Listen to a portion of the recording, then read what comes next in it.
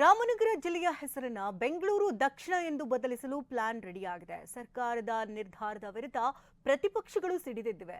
ಸಿದ್ದರಾಮಯ್ಯ ಮತ್ತು ಡಿಕೆಶಿ ರಾಮ ಶಿವನ ಹೆಸರನ್ನ ಬದಲಿಸಿಕೊಳ್ಳಲಿ ಎಂದು ವಿಪಕ್ಷ ನಾಯಕ ಆರ್ ಅಶೋಕ್ ತಿರುಗೇಟು ಕೊಟ್ಟಿದ್ದಾರೆ.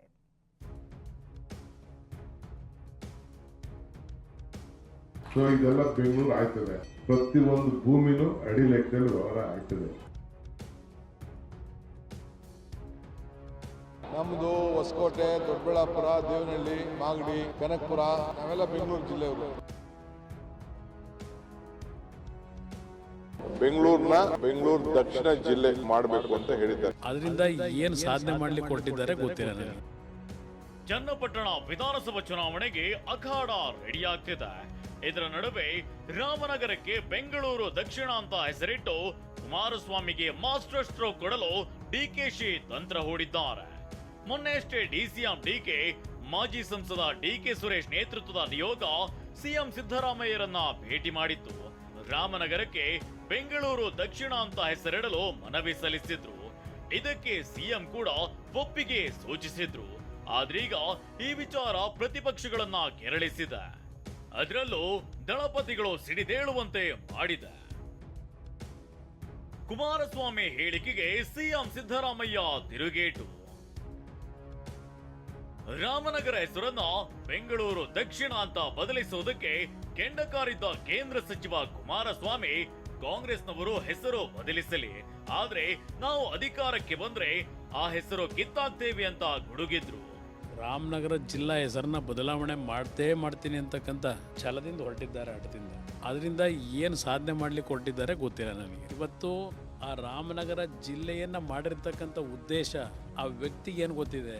ಕುಮಾರಸ್ವಾಮಿ ಮಾತಿಗೆ ಮೈಸೂರಿನಲ್ಲಿ ಪ್ರತಿಕ್ರಿಯಿಸಿದ ಸಿಎಂ ಸಿದ್ದರಾಮಯ್ಯ ಜೆಡಿಎಸ್ ಅಧಿಕಾರಕ್ಕೆ ಬಂದ್ರೆ ತಾನೇ ಹೆಸರು ಕಿತ್ತಾಕೋದು ಅಂತ ತಿರುಗೇಟು ನೀಡಿದ್ದಾರೆ.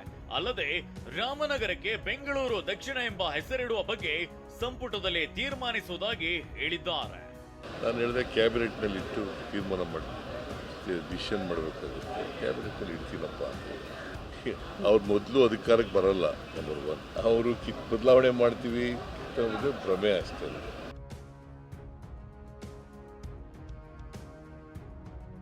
ರಾಮ ಶಿವ ಅಂತ ಇರುವ ಹೆಸರು ಕೂಡ ತೆಗೆದು ಬಿಡಿ. ಸಿದ್ದರಾಮಯ್ಯ ಡಿಕೆಶಿ ವಿರುದ್ಧ ಆರ್ ಅಶೋಕ್ ಲೇವಡಿ.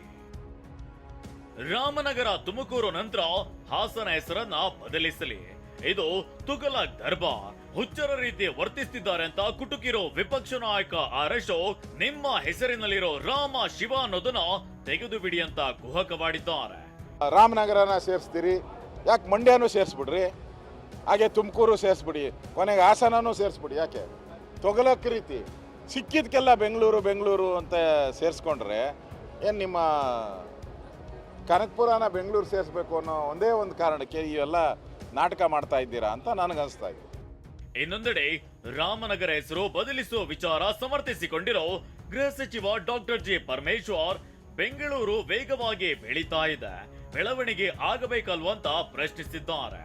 ಬೆಂಗಳೂರಿನ ರೀತಿ ತುಮಕೂರು ಬೆಳೆಯಬಹುದು ನೋಡೋಣ ಎಂದಿದ್ದಾರೆ. ಈಗ ನಾವು ತುಮಕೂರನ್ನ ಗ್ರೇಟರ್ ಬ್ಯಾಂಗ್ಳೂರ್ ಮಾಡಬೇಕು ಅಂತ ಒಂದು ಯೋಚನೆ ಬರ್ತಾ ಇದೆ. ನಾವು ಕೂಡ ಮುಂದಿನ ದಿನದಲ್ಲಿ ನಾವು ಪ್ರಸ್ತಾವನೆಯನ್ನ ಇಡ್ತೇವೆ. ಒಟ್ಟಾರೆ ರಾಮನಗರ ಚನ್ನಪಟ್ಟಣದಲ್ಲಿ ದಳಪತಿಗಳ ಪ್ರಭಾವ ತಗ್ಗಿಸಲು ಡಿಕೆ ಹೂಡಿರೋ ಬೆಂಗಳೂರು ದಕ್ಷಿಣ ಹೆಸರಿಡುವ ತಂತ್ರ ಅದೆಷ್ಟರ ಮಟ್ಟಿಗೆ ವರ್ಕೌಟ್ ಆಗುತ್ತೋ ಕಾದು ನೋಡಬೇಕಿದೆ. Bureau report, TV9.